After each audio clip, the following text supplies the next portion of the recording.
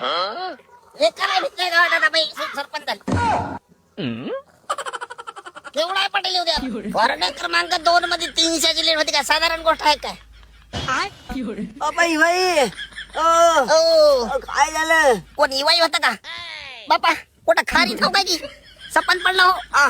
सपन पडलं तुम्हाला तर जान जवान लेकरासारखे दिवसात स्वप्न पडायला काय की नाडा फिडा बांधायला लागते काय? बाबा नाड्या फिड्याचं काय नाही हो. सपन फार साजरं पडलं. सरपंच झाली बरं सुन बाई. मामा म्हणजे कोण सरपंच झालं? बाई तू सरपंच झाली म्हणून मला सपन पडलं. फार साजरं वाटायला तर टेजवर सत्कार झाला म्हणा. गावातल्या चांगल्या चांगल्या बाया तुला हार घालायला म्हणा. फार बरं वाटलं होई भाई. असं का? बाई उभा राहतो का माय मी शाळेमध्ये होतो तेव्हा मॉनिटर होत गेलो. त्याच्यात मला लय आनंद होता ना. आता सरपंच झाल्यावर किती होईल? काय झालं?